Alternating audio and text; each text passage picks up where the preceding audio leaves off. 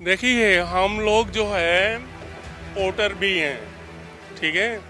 तो सरकार को बनाने का काम करते हैं तो सरकार को बिगाड़ने का भी काम करेंगे।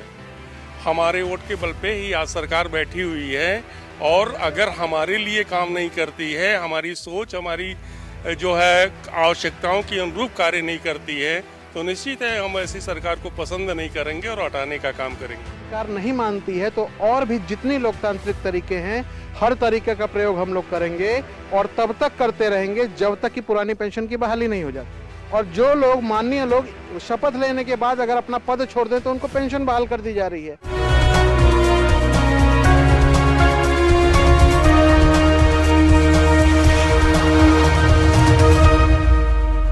पुरानी पेंशन योजना बहाली संयुक्त मंच की नई दिल्ली में दिनांक 21 जनवरी 2023 को संपन्न राष्ट्रीय अधिवेशन में सर्वसम्मति से निर्धारित किए गए कार्यक्रम के अनुपालन में उत्तर प्रदेश राज्य के सभी केंद्र सरकार के कर्मचारियों, जिसमें रेल, पोस्टल, आयकर, आकाशवाणी, दूरदर्शन, राज्य स्तर कर्मचारी, शिक्षक एवं अन्य स्थानीय निकायों के कर्मचारी आदि ने दिनांक 27 जून 2023 को राजधानी लखनऊ के चारबाग में पुरानी पेंशन योजना बहाली की मांग को लेकर एक विशाल रैली निकाली और कहा कि सरकार अगर हमारी मांगे पूरी नहीं करेगी तो 2024 में भाजपा सरकार का तख्ता पलट कर रख देंगे। आप भी देखें हमारी खास रिपोर्ट। पुरानी पेंशन बहाली को लेकर लगातार प्रोटेस्ट जारी है। आज इतनी बड़ी हुंकार रैली यहाँ पे सरकारी कर्मचारियों ने किया है पुरानी पेंशन को लेकर।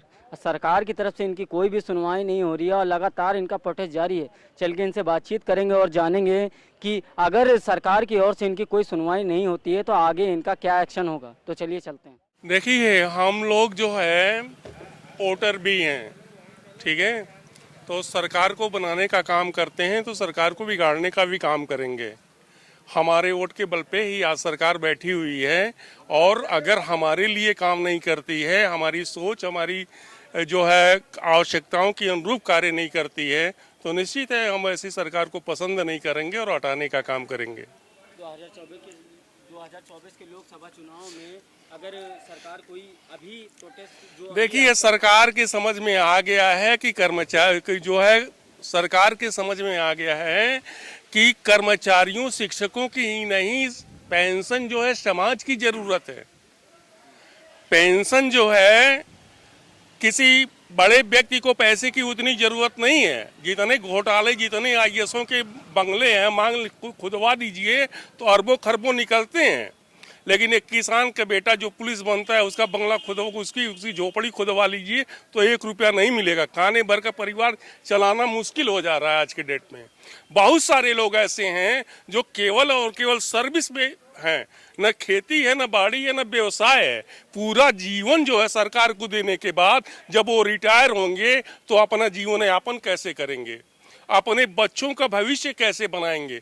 जब पुरानी पेंशन रिटायर होने के बाद जो है, पुरानी पेंशन जब कोई कर्मचारी एक मुश्त पेंशन पाता था, उसका बेटा बेरोजगार रहता था, लोग रोजगार रहते थे, तो उनके लिए व्यवसाय की व्यवस्था करता था और अपनी पेंशन से अन्य परिवार के सदस्यों को चलाता था, तो उसका लड़का भी स्टैब्लिश हो जाता था समाज में। आज यह कंडीशन है कि हम रिटायर हो जाएं, इतने संघर्षों के बाद अगर हमारा लड़का बेरोजगार रह जाए तो हमारी इतनी हस्ती नहीं है, इतना पैसा नहीं हमको मिलेगा कि हम उसको कोई रोजगार करा सकें और अपना जीवन निर्वाह कर सकें।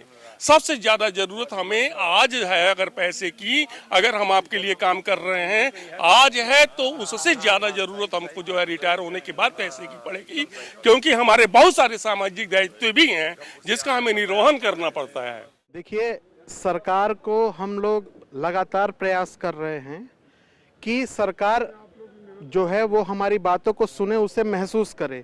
उसके उपरांत भी यदि सरकार नहीं मानती है तो और भी जितनी लोकतांत्रिक तरीके हैं, हर तरीके का प्रयोग हम लोग करेंगे और तब तक करते रहेंगे जब तक कि पुरानी पेंशन की बहाली नहीं हो जाती।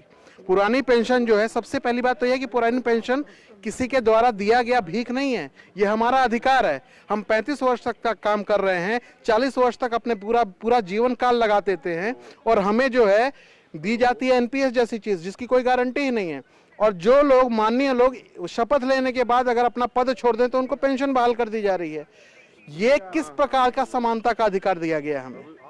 जो कर्मचारी सरकार में, शासन में, देश की उन्नति में लहू के समान नस में लहू के समान दौड़ करके अपना खून पसीना लगा करके एक एक कार्य करा रहा है। आपने देखा होगा कोरोना की विपरीत परिस्थिति में एक सांसद विधायक बाहर नहीं आया था। कर्मचारी और शिक्षकों ने अपने प्राण तक त्याग दिए इसी देश की जनता की सेवा के लिए। कितने सांसद विधायक निकले थे उस समय? तो सारा काम इस देश के प्रति अगर वास्तव में कोई बलिदान कर रहा है, कोई अपना योगदान दे रहा है, तो वो यहाँ के कर्मचारी हैं, शिक्षक हैं, पुलिस वाले हैं। आपको ध्यान होगा कुछ वर्ष पहले जब हमारे संसद पे हमला हुआ था तो हमारे पैरामिलिट्री के जवानों ने उस संसद की रक्षा की थी, लेकिन आज वही रक्षा करने वाले उन्हीं पैरामिलिट्री के जवानों तक की पेंशन खत्म कर दी गई है। ये किस प्रकार की देशभक्ति है, ये मुझे समझ में नहीं आता। सरकार से विनम्र निवेदन है कि हम सबकी परेशानियों को समझें, हमारे परिवारों की परेशानियों को समझें और इस पुरानी पेंशन को बहाल करके एक नया जो है उस इतिहास कायम करे कि हाँ, ये सरकार ऐसी है जो सबके लिए सुनती है। यदि सरकार ये काम नहीं करेगी तो परिणाम आप विभिन्न राज्यों में देख रहे हैं। ऐसे राज्य जहां ये लगातार काबिज थे वहां से लगातार सिर्फ पुरानी पेंशन का मुद्दा ऐसा है जिन्होंने इनको हटवा दिया। तो 2024 का चुनाव निश्चित रूप से जो भी पार्टी इस 2024 के चुनाव में पुरानी पेंशन को प्रमुख मुद्दा रखते हुए और अपने वादों को पूरा करेगी, राज्यों में अगर वो बहाल करती जैसा कि कई राज्यों में किया गया है, तो निश्चित रूप से न सिर्फ कर्मचारी बल्कि उसका परिवार, उसके सभी रिश्तेदार, ये सब उसी के साथ खड़े होंगे जो पुरानी पेंशन बहाली की बात करेगा और कर देगा। तो आपने देखा पुरानी पेंशन बहाली की लगातार प्रोटेस्ट जारी है और आज इतनी बड़ी हुंकार रैली थी। उन सभी रैलियों में जितने भी सरकारी कर्मचारी थे उन सभी का यही कहना था कि अगर हमारी सरकार की ओर से सुनवाई नहीं हुई तो आने वाले लोकसभा के चुनाव में वो तख्ता पलट करने का भी दम रखते हैं। तो इस पे आपका क्या कहना है, हमें कमेंट करके ज़रूर बताएं। चैनल को सब्सक्राइब करें, लाइक करें, बेल आइकन दबाना ना भूलें। कैमरामैन राकेश के साथ मैं सूरज यादव, TV 24 लखनऊ।